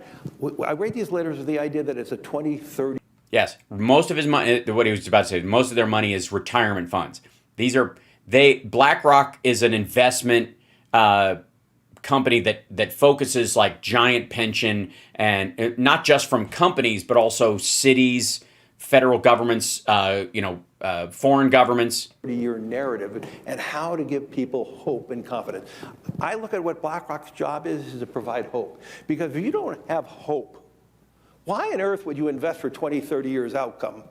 Okay, if you have no hope, you're going to keep all your money in a bank account. And that's what we're seeing in China right now. 45% of all savings is in a bank account. You systematically see an 18% savings rate in Europe, because they don't have the same hope that Americans do. I mean, one of the most influential reasons why America differentiated itself over the 50 years post-World War II, now 70, is hope. We've had the ability to have more long-term hope. If we lose that long-term hope because of the narrative and all that stuff, it is going to be harder for the U.S. to have differential growth. And by the way, part of what he's talking about there too is the environmental movement. The idea that if you think you can change, if you can invest in technologies and that kind of stuff, and you can, we can protect the environment and improve life on Earth for other human beings, and long term you think that's going to happen, then you'll invest and you'll innovate and you'll grow and you'll start businesses and you'll have families, and your kid might grow up to be the next Einstein and that kind of stuff. If you don't, and you just huddle together against the storm that you think is coming, which is what's happening with the QAnon crowd here and the vast majority of people in China, for example, or even in Russia at this point, if you don't have a hope for a future beyond the near horizon, you don't do all the things that make life better for other people. You just don't. You freeze up and you protect your own. You become selfish and vindictive and scared. And that's a terrible way to live. So, and because they're dealing with pensioners, that you're talking about money that they're investing, hopefully to leave to their grandkids one day. And by the way, the right wingers. This is this guy right here, like Steve Malloy. He's quoting himself. Said Fink may have committed a crime. He violated his responsibility to invest exclusively for the financial benefit of the beneficiaries, and also pushed net zero climate policies without proper due diligence. For the record, he's a long distance investor. So if he doesn't go for short term gains, that's part of the strategy and why people invest with BlackRock and other companies like it. And most people, by the way, they split. They have like high volatility and stability funds that they hope, you hope the high volatility stuff pops and you make a bunch of money, but the stability stuff makes sure you have a nest egg that never falls below a certain line. That's how most people invest, not just their money, but your effort, your risk management in your own life, the efforts you take, getting enough sleep, eating, those would be the stability, eating right, those would be the stability parts, and then occasionally going on a trip to Vegas or Reno and gambling or whatever, that's the high risk, and if it pops, it's great, but it's not where your main focus is, but it's always there. Go have some fun on a vacation. You might get injured, more so than if you stay home and just sit down and have a meal. That's your risk management in life. The same thing is true of investing for the future. I don't know why the fuck the people... Is it just people are afraid of complexity? Is that what it is, chat room? By the way, hi, everybody. Welcome to the show. This is Hal Sparks Mornings, Mega Worldwide. We got another 20 minutes or so of the show, and I'm here Monday, Wednesday, Friday doing a morning show, 9 to 11 my time, Pacific. Yes, there you go. Music and laughter, always good. Yeah, you diversify your risk, right? You're afraid of Americans? Why? I'm an American. Are you afraid of me?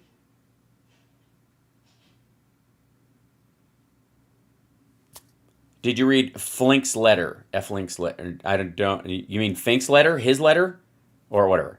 444 likes. Yeah, get the likes up. We need to do that, I think. Awesome. Thank you. Oh, it's a David Bowie song. I see.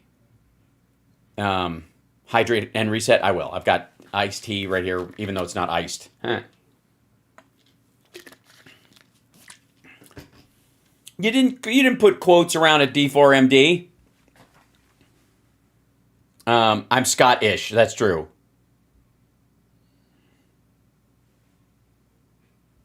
Let's see.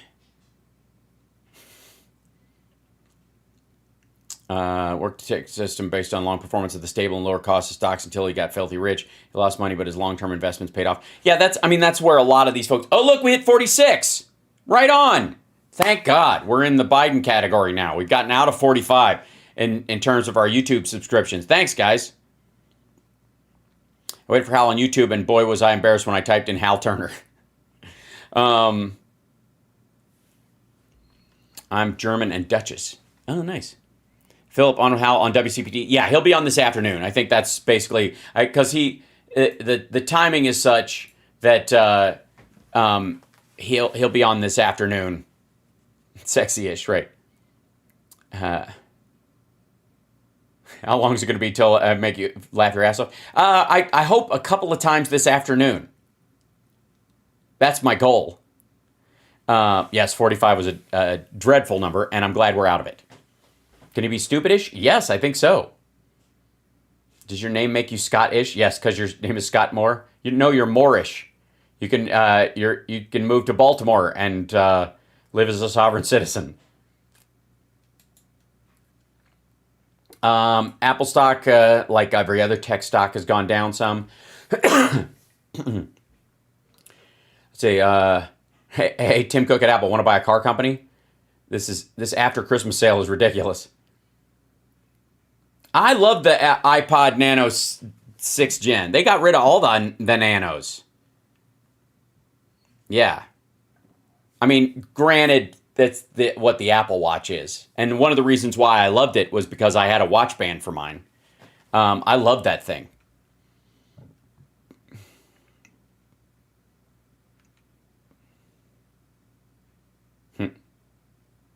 Performance of $1,000 invested in Apple since December of 1980. 93, 94, 95, 96. Took a giant shit around the late 90s. And then a big spike. And then now it would be worth wow. $300,000. See, this is the Kathy Woods idea. This is what we're talking about. It would be if you invested $1,000 in 1980 in Apple, it'd be worth $1.5 million now. And that's entirely the the idea. Reaches lowest since June 2021. That's not a lot though. Again, they split too, so that's quite different. Yeah, and again, all of the crypto crowd are bugging out of their tech stocks.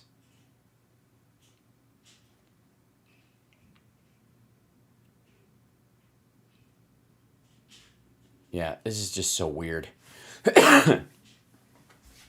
Apple at a crucial spot with a bounce off the COVID low. Yesterday, if price goes below this, then the 120.40 gap target below is initiated. Super exciting. Don't care. Meta platform's the perfect value stock of 2023. For what? Top 10 technology trends for 2023. The year of digital disruption. VR and AR adoption will increase with Apple entering the market. That's true. NFTs will continue to be a key innovation in blockchain technology. No. Web3 will move from proof of concept to alpha, which, no. It's going to be in beta phase for a long fucking time. Language models will change online content. That's true. Generative AI will drive the metaverse. Yeah, I mean, once you hook up some of the imaging AIs to, say, the Unreal Engine, I mean, shit gets real quick. Blockchains will become more sustainable, except for Bitcoin, yeah, which will continue to take a shit. Digital illiteracy will be a rising concern because AI and those things will start outpacing what people can keep up with. Cybersecurity threats will cause trillions in damages. That's kind of always true. It'll just always grow. RPA will make organizations more humane. Sustainable technology will be a priority for brands and consumers. This is true, by the way. And this is this is also why BlackRock and other companies are looking into ESG, are creating things like ESG, because they know that's where the money is going. Don't think for a second that they're doing it just to be like, magnanimous Earth citizens.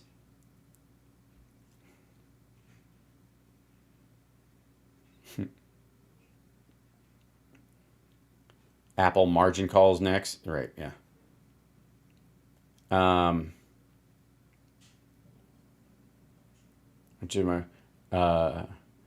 When undercover in Saudi Arabia to find that foreign domestic workers are being sold in Harajsa, the country's largest digital marketplace, which is available on Google and Apple stores.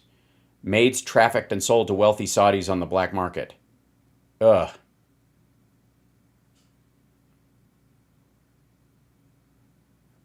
Yeah, there's a slave market online. Gee, I wonder why the FBI is in constant contact with social media companies and tech companies. I wonder. Now, the FBI can only deal with stuff that's inside the country. So if it happens over here, which it does on occasion, not as permanent as a system as it is in North Africa and the Middle East currently, or I suppose to some degree Western China. These are the hotbeds for active slavery markets right now. I wonder why the IC community or whatever would be talking to the big tech firms about the kind of postings that show up. I can't imagine. Now, I can understand why people on the right apparently wouldn't be upset if this kind of thing was happening. Is that the idea? I mean, she's a grown person. Obviously, they only care about human trafficking when it's children, allegedly, because they can make it up and it's a fantasy of theirs. Apple shares close to the lowest since June 2021, on track for worst yearly performance since 2008. That's all the tech stocks bailing because of FTX. I mean,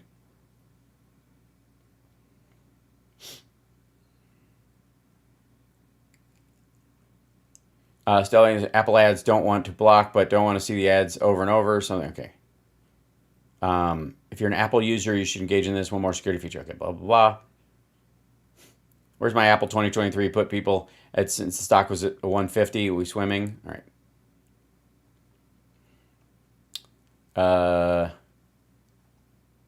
Yeah, again. This is what's going to happen. By the way, you know why Apple stock is down? You want to know why costs are up and dividends from Apple stock would be affected? Anybody want to know? Huh?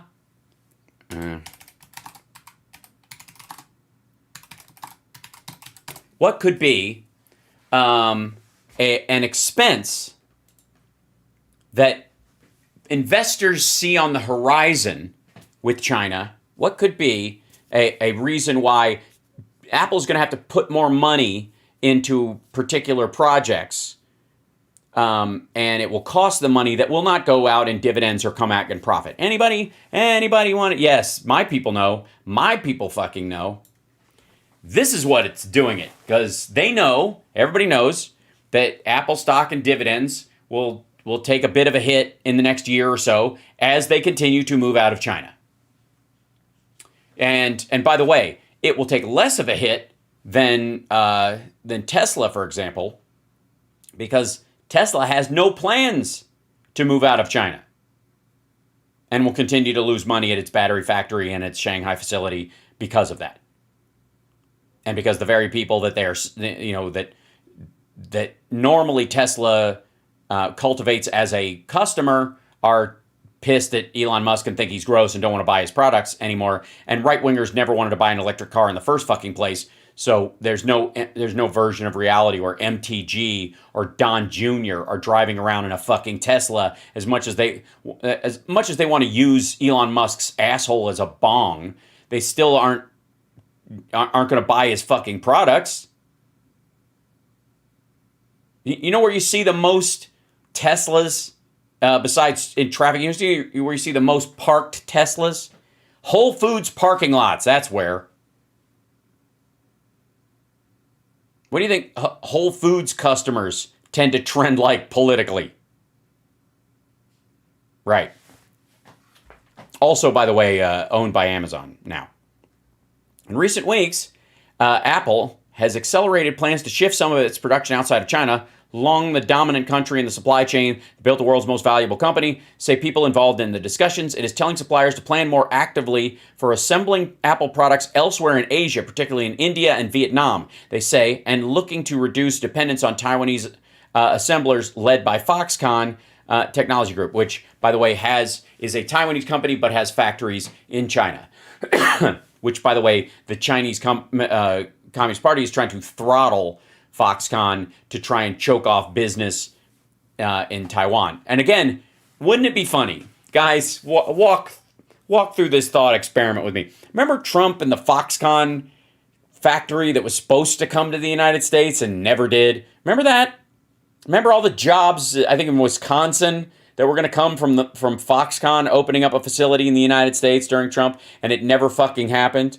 Wouldn't it be hilarious if, because of Apple shutting down its production in Foxconn facilities in China, that Foxconn not only would have to open up facilities, say, in Vietnam or something, as a trusted supplier to Apple and opens a factory there, but also revisited that Wisconsin factory, and it ultimately opens while Biden is president. I'm just saying, that would be fucking hilarious. And is not out of the realm of possibility at all right now. Turmoil at a place called iPhone City helped propel Apple's shift at the giant city within a city in Zhengzhou. As many as 300,000 workers work at a factory run by Foxconn to make iPhones and other Apple products. At one point, it alone made about 85% of the Pro lineup of iPhones, according to market research firm Counterpoint Research. Also, by the way, assembled. Let's be abundantly clear. They didn't print the circuit boards there. They didn't create the components.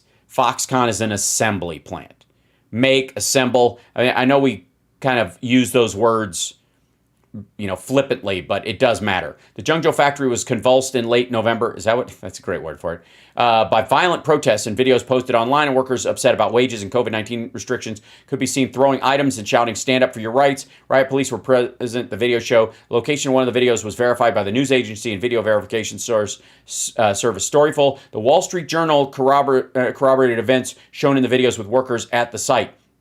Coming after a year of events that weakened China's status as a stable manufacturing center, the upheaval means Apple no longer feels comfortable having so much of its business tied up in one place, according to analysts and people in the Apple supply chain. In the past, people didn't pay attention to concentration risks, said Alan Young, a former U.S. executive for Foxconn. Free trade was the norm, and things were very predictable. Now we've entered a new world.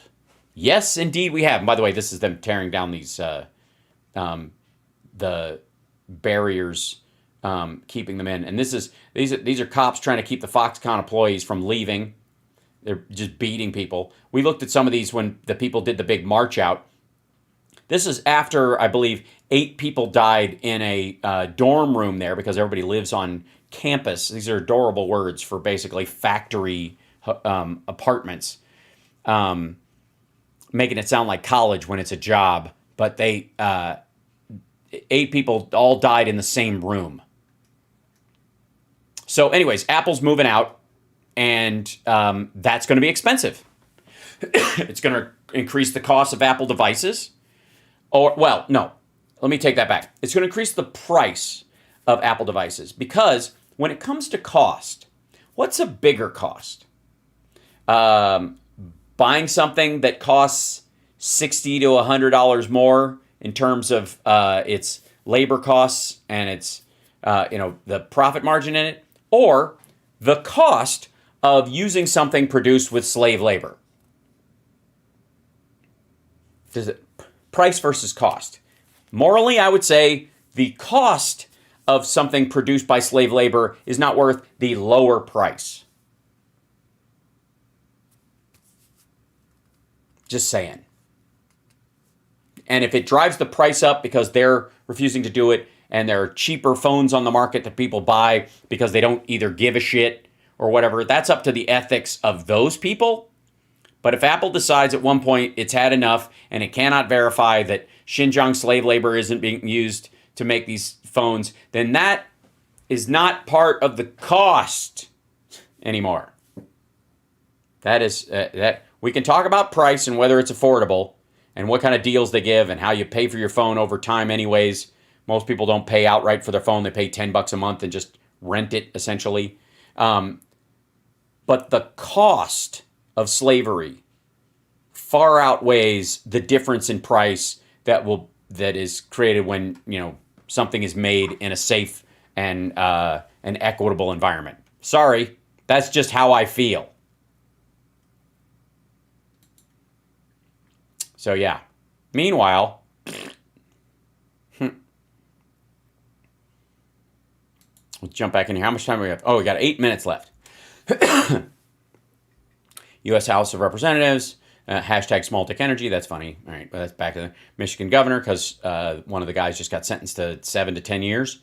Maggie Smith, we saw that. Tulsi, I'm not looking till we look later. Ouch. Could be any myriad of things. U.S. pending home sales tumble another -4% to 73.9 in November, lowest since 71.6 from April 2020, which was exaggerated high anyways. Index was at 118.8 last November, so 12-month pace fell further to a 38.6 year-over-year clip after falling 36.7 year-over-year previously, which was exaggerated because people moved and whatever.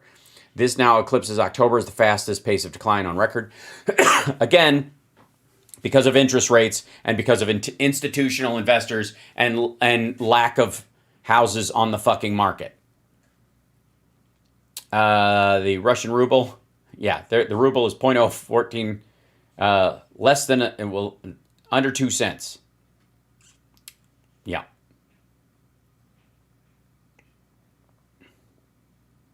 My dad got jumped by a kangaroo today. Uh-oh.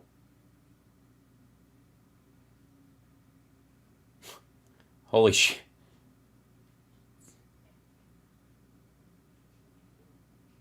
What is the proper technique for a kangaroo?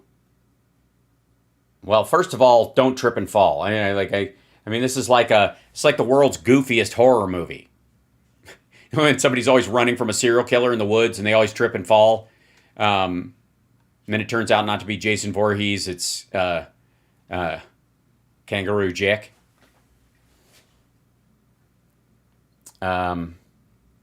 Wait till the end. Ouch, have a seat. He's using a 360 camera, by the way, which makes the stick that's holding it invisible. I don't need to see somebody eat shit. Learned about throwing boiling water into the freezing air, and then I see. Minus 20 degrees. In my shorts, getting it right after only too many takes. Ouch. Okay, that's weird. I can see. Yep, Greta. Conservative. Joe Biden has met the requirement to be impeached after later. His failures are piling up. You mean the 65 bills? And Chuck Woolery says, ouch. Really? Yeah, I'm sure he's shaking in his fucking boots. Ouch, better with the sound.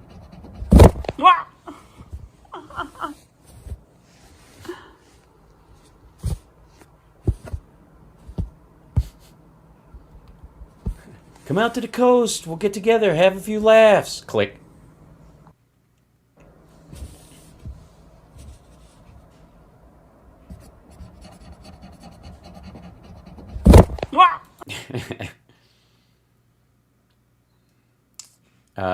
Eric Trump, I truly hate disloyal people. Hilarious. Your father was cheated on every one of his wives, including your mother. Hiya. Maricopa County lawyers asked for a $700,000 sanction against Carrie Lake. Yeah, that was what she was talking about yesterday. And they're going to end up paying it. That's really fun.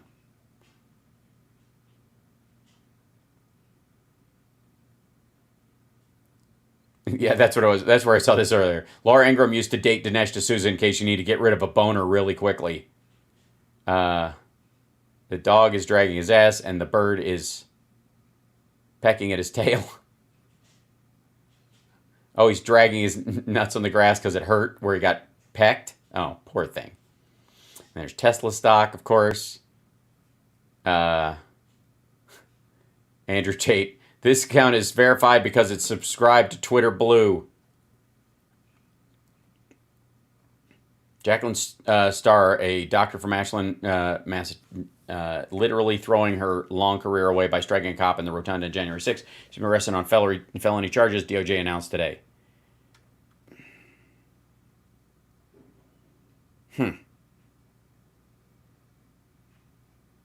Not surprising.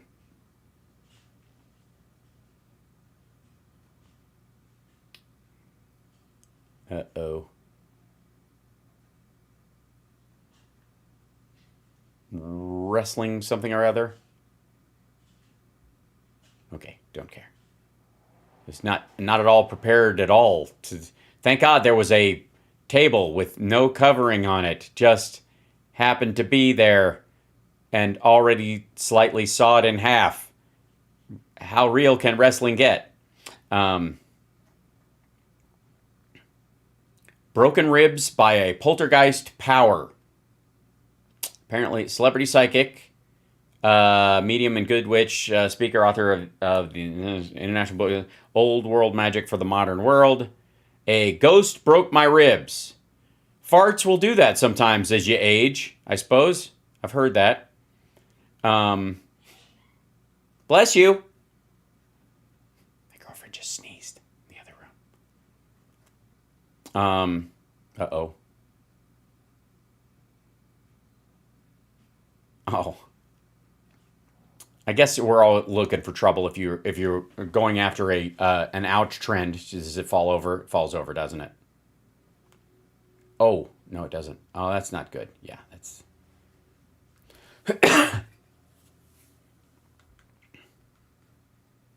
Gross. What? Ding, ding, ding, ding, and then somebody gets hit on the head. Right. What happened to... okay, I don't care.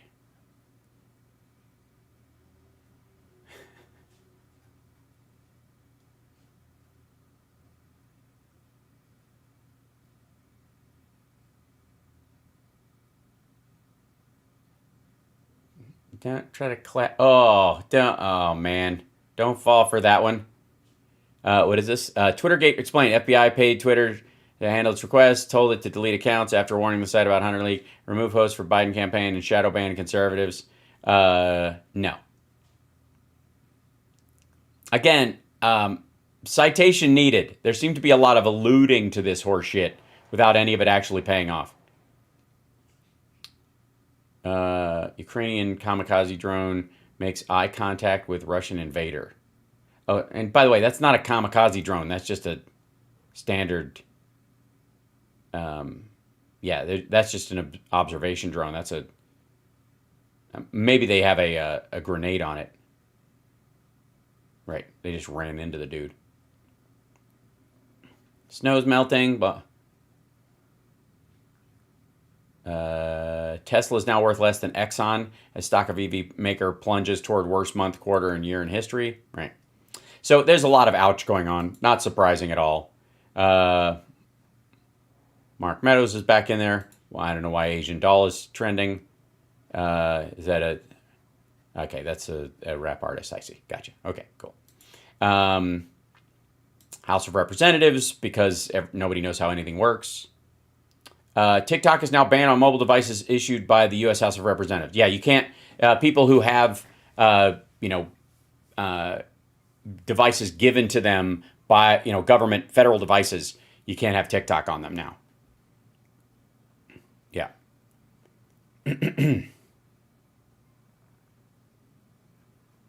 Which is a good thing. Next up on everything, but we'll see. And we're good. We're at 11 o'clock. Look at that. I'm going to get off right now because I've got you lovely people, because I'm going to be on for 5 hours later on. And I got a lot of prep to do for all 5 of those hours. So can we see our friend Chip? Yeah, let me see. Let me see if Chip's around. Hold on. I'll see what I can do. Hold on. I gotta. I'll do the BRB screen. Give me 1 second. We'll see if I can find Chip for you.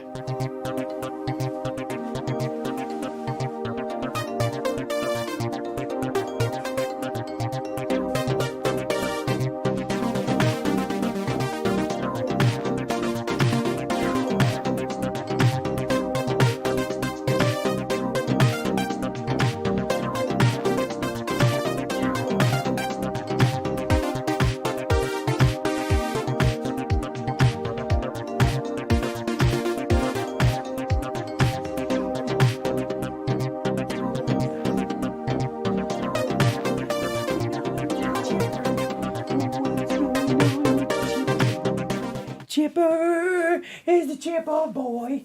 Chipper is having a good day. He was sleeping on the carpet upstairs. He was passed out. How's my boy? How's my boy? How's he doing? Oh, he got my hair. There he goes. He like hangs. He used to hang on your arm like this, like a panther. Where are you going? Where are you going?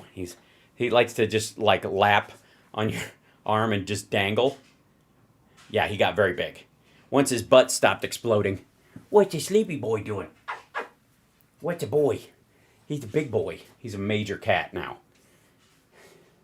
He's a chunk. He's a chunk. How's my boy? Is he a good boy? He's a good boy. Yeah, he's a chipple. Where's my boy? Okay, I'll see you guys later. Say bye, Chip. Bye-bye. And we'll see you this afternoon. I'll be on at noon, my time, doing Jones' show, and then go straight into my show afterwards. So come hang for a little bit, or all of it, or a lot of it, or part of it, or pieces of it later. It's up to you. I'm just glad you guys spend time with me. It's fantastic. See you later. And we got a guest for the Friday show as well. So I will see you then. Okay, bye. Come on, Chip. Let's go, buddy. Let's go, buddy. Let's go, Chip. Come on, little Chip.